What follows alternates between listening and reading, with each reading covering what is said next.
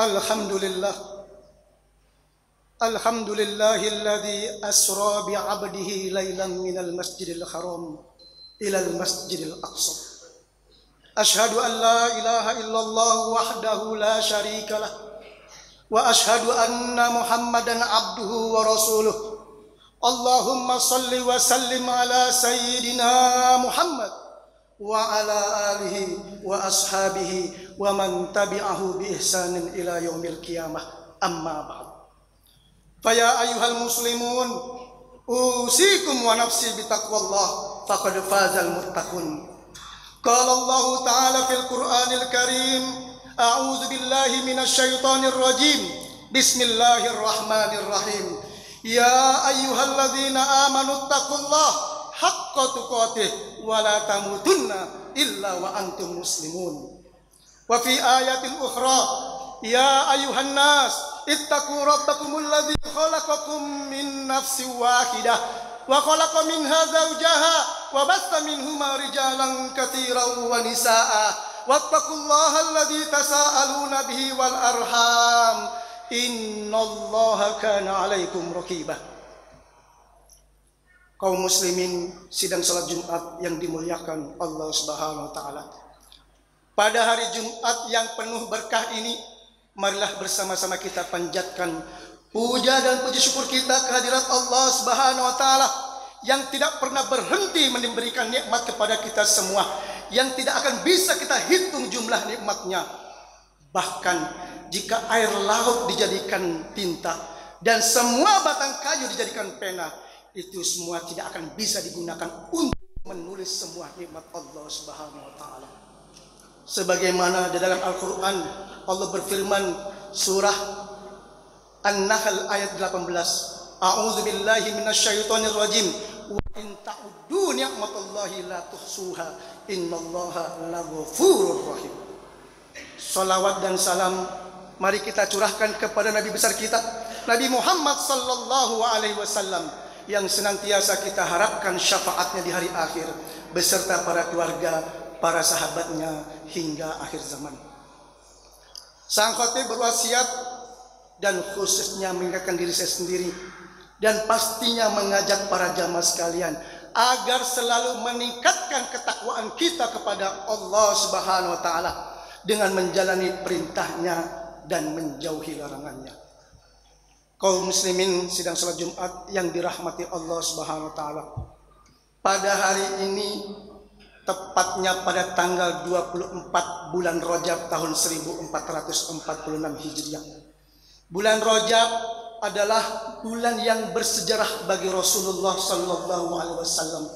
Sebagaimana kisah yang sangat masyhur, bulan Rajab terdapat peristiwa Isra dan Mi'raj. Isra Mi'raj adalah perjalanan Nabi Muhammad sallallahu alaihi wasallam dari Masjidil Haram ke Masjidil Aqsa, kemudian menuju Sidratul Muntaha. Isra Mi'raj adalah salah satu mukjizat Nabi Muhammad sallallahu alaihi wasallam yang tidak diberikan kepada nabi-nabi lain. Sebagaimana kita ketahui bersama, di antara buah tangan Rasulullah sallallahu alaihi wasallam setelah perjalanan dari Isra Mi'raj adalah perintah kewajiban sholat 5 waktu. Ketika Allah Subhanahu wa taala perintahkan kita ibadah puasa, maka cukup Allah perintahkan malaikat Jibril untuk menyampaikan wahyunya kepada Rasulullah sallallahu alaihi wasallam. Ketika Allah Subhanahu wa taala memerintahkan kita membayar zakat, maka cukup Allah perintahkan malaikat Jibril untuk menyampaikan wahyunya kepada Rasulullah sallallahu alaihi wasallam. Dan ketika Allah Subhanahu wa taala perintahkan kita ibadah haji bagi yang mampu, maka cukup Allah perintahkan malaikat Jibril untuk menyampaikan wahyu kepada Rasulullah sallallahu alaihi wasallam. Tapi tidak dengan perintah salat. Perintah salat ini Allah Subhanahu wa taala langsung perintahkan kepada Nabi Muhammad sallallahu alaihi wasallam dan umatnya. Berarti perintah salat ini sangat urgensi dalam kehidupan kita sehari-hari di dunia dan di akhirat kelak. Dan sebelumnya Allah perintahkan kepada Nabi Muhammad sholat 50 kali dalam sehari. Lalu apa maksud dan tujuannya Allah perintahkan Nabi Muhammad dan kita sholat sebanyak 50 kali? Tujuannya adalah agar kita semakin dekat dengan Allah Subhanahu wa taala dan Allah semakin cinta kepada kita. Namun semakin banyak kesibukan kita di dunia, Allah berikan keringanan kita sholat 5 kali dalam sehari. Itu pun masih banyak kaum muslimin yang berat melakukan sholat itu. Dari banyak kewajiban-kewajiban perintah Allah yang diberikan pada kita, sholat itu yang paling penting dan sangat spesial. Ibadah puasa pun penting. Namun kita diperbolehkan tidak berpuasa apabila sakit karena tua renta. Membayar zakat juga penting. Tapi diperbolehkan tidak membayar zakat ketika kita tidak mempunyai harta. Ibadah haji pun penting. Tapi haji itu bagi orang yang mampu. Perintah sholat ini, ibadah sholat ini tidak ada alasan untuk ditinggalkan. Ketika hamba itu sakit dalam menjalankan sholat, maka diperbolehkan duduk. Apabila sholatnya dalam duduk tidak mampu, boleh diperbolehkan dengan berbaring. Apabila dalam sholatnya berbaring tidak mampu menggerakkan tangannya, boleh dengan sholat dengan isyarat. Asalkan sholat tetap dilakukan tanpa ada alasan untuk ditinggalkan. Namun pertanyaannya adalah, kenapa sholat ini tidak boleh kita tinggalkan? Tetap kita harus lakukan.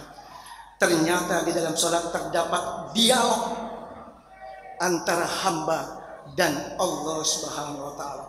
Sebagaimana hadis qudsi, Rasulullah sallallahu alaihi wasallam menyampaikan, qala Allahu azza wa jalla, qasamtu sholata baini wa baina abdi nisfain. Aku bagi dalam sholat itu di antara aku dan hambaku 2 bagian. Iza qala al-abdu alhamdulillahi rabbil alamin. Apabila hamba itu dalam sholatnya mengucapkan alhamdulillahi rabbil alamin, pada saat itulah Allah Subhanahu wa taala menjawab, hamidani abdi, hambaku telah memujiku. Iza qala al-abdu fi sholatihi ar-rahmanir rahim. Apabila hamba itu dalam sholatnya mengucapkan ar-rahmanir rahim, maka saat itulah Allah Subhanahu wa taala langsung menjawab, atna alayya abdi, hambaku sedang memujiku. Iza qala al-abdu fi sholatihi maliki yaumiddin, yaitu hari pembalasan, saat itulah Allah Subhanahu wa taala langsung menjawab, majjadani abdi, ternyata hambaku telah mengagukan aku. Idza qala al-abdu iyyaka na'budu wa iyyaka nasta'in, pada saat itulah Allah Subhanahu wa taala langsung menjawab, hadza baini wa baina abdi wa li abdi ma sa'al. Ini adalah antara aku dan hambaku, dan untuk hambaku apa yang dia minta. Idza qala al-abdu ihdinas siratal mustaqim siratal ladzina an'amta 'alaihim ghairil maghdubi 'alaihim waladdallin. Langsung Allah jawab, hadza li abdi wa li abdi masal. Ini dia untuk hambaku dan ini apa yang dia minta. Subhanallah. Ternyata selama ini kita membaca surat Al-Fatihah dalam surat kita, itu ternyata ada dialog kepada Rasulullah sallallahu alaihi wasallam. Salat 5 waktu ini adalah akan dipertanyakan di akhir kiamat nanti. Sebagaimana Rasulullah sallallahu alaihi wasallam bersabda, an Abi Hurairah radhiyallahu anhu qala Rasulullah sallallahu alaihi wasallam, inna awwala ma yuhasabu bil abdu yaumil qiyamati min amalihi salatuhu fa idza saluhat faqad aflaha wa anja wa idza fasadat faqad khaba wa khasir ila akhirih, rawahu at-Tirmidzi. An Abi Hurairah radhiyallahu anhu, Rasulullah sallallahu alaihi wasallam bersabda, sesungguhnya nanti di akhirat yang pertama kali kita akan ditanyakan dari amal kita adalah sholatnya. fa idza aflaha faqad aflaha wa anja. Apabila dia itu baik salatnya, maka dia beruntung dan bahagia. Wa in fasadat faqad khaba wa khasir. Apabila salatnya itu buruk, salatnya itu tidak baik, asal-asalan, maka dia akan celaka dan rugi. Sebagaimana dikisahkan di dalam Al-Quran surah Al-Mudaththir ayat 42-43, Allah berfirman, ma salakakum fi saqar. Hai penghuni neraka Sakor, apa yang menyebabkan kalian itu masuk neraka Sakor? Qalu lam naku minal musallin. Mereka menjawab, kami tidak mendirikan sholat, kami selalu meninggalkan sholat di dunia. Itulah, jangan sampai kita meninggalkan sholat walaupun sekali saja, karena sholat ini adalah sholat yang terpenting, karena kita dialog dengan Allah Subhanahu Wa Taala. Lalu bagaimana caranya agar sholat kita ini diterima? Dalam Al-Quran surah Al-Mu'minun ayat 1-2 Allah berfirman, a'udzubillahi minasyaitonirrajim, qad aflahal mu'minun. Qad itu diawali dengan kata qad, berarti itu tahqiq, sungguh, pasti. Aflaha fi'lu tafdil, sungguh pasti orang-orang yang beruntung dan bahagia. Siapa itu? Orang-orang yang beriman. Tapi tidak cukup di situ. Siapakah ciri-ciri orang yang beruntung, yang beriman itu? Alladzina hum fi salatihim khashi'un. Itulah orang-orang yang khusyuk dalam salatnya. Khusyuk itu akan membawa kita substansi. Jadi khusyuk ada 3 tanda-tanda bagaimana kita salat khusyuk. Yang pertama, kita harus fokus bahwasanya kita salat menghadap Allah Subhanahu Wa Taala. Hal-hal dunia kita tinggalkan. Yang kedua, kita harus memahami bacaan salat, khususnya surat Al-Fatihah, bacaan sujud, ruku, i'tidal, kita harus kita pahami sehingga kita salat kita betul-betul mentadabbur, menghayati bacaan-bacaan tersebut. Yang ketiga adalah kita harus tenang. Khudu itu tenang, tidak tergesa-gesa dalam sholat itu. Karena khusyuk itu akan membawa kita ketenangan, hidup kita akan mencegah perbuatan keji dan mungkar. Semoga kita semua senantiasa dalam lindungan Allah Subhanahu Wa Taala, sehingga kita dapat melakukan sholat yang khusyuk, sehingga sholat kita diterima, dan sehingga kita bisa mencegah perbuatan keji dan mungkar, dan kita bisa mengamalkan apa yang Allah perintahkan kita semua. Amin, amin ya rabbal alamin. Barakallahu li wa lakum fil Qur'anil azim, wa nafa'ani wa iyyakum bima fihi minal ayati wa dzikril hakim, wa taqabbala minni wa minkum tilawatahu innahu huwas samiul alim. Fastaghfiru innahu huwal ghafurur rahim.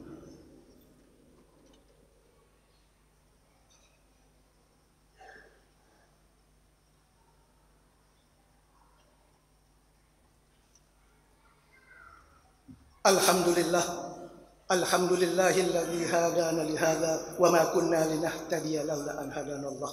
Asyhadu an la ilaha illallah wahdahu la syarikalah wa asyhadu anna Muhammadan abduhu wa rasuluh. Allahumma shalli wa sallim ala sayyidina Muhammad wa ala alihi wa ashabihi ajmain. Amma ba'd. Qala Allah Ta'ala fil Qur'anil Karim, a'udzu billahi minasyaitonir rajim. Bismillahirrahmanirrahim. Ya ayyuhalladzina amanu taqullaha wa qulu qawlan sadida yuslih lakum a'malakum wa yaghfir lakum dzunubakum wa may yuti'illaha wa rasulahu faqad faza fawzan 'azima. Wa qala ta'ala, innallaha wa malaikatahu yusholluna 'alan nabi ya ayyuhalladzina amanu sallu 'alaihi wa sallimu taslima. Allahumma ighfir lil muslimina wal muslimat wal mu'minina wal mu'minat al ahya'u minhum wal amwat innaka ala kulli syai'in qadir. Allahumma ja'al islamana islamal muslimin wa imanana imanal mu'minin wa salatana ya Allah salatal khashiin wa niyatana niyatal mukhlasin wa dunubana ya Allah dunubal mustaghfirin wa hayatana hayatal ulama wa mautana bi mautis syuhada wa adkhilnal jannata ya rabbal alamin. Allahumma ansur ikhwanana al muslimina fi Palestin, Allahumma ansur mujahidina fi Palestin. Rabbana atina fid dunya hasanah wa fil akhirati hasanah wa qina adzabannar. Ibadallah, Innallaha ya'muru bil adli wa ihsan wa ita'i dzil qurba wa yanha 'anil fahsya'i wal munkar wal baghi ya'izukum la'allakum tadhakkarun. Wadhkurullahal 'azim yadhkurkum washkuruhu 'ala ni'amihi yazidkum wa la dzikrullahi akbar. Aqimus shalah.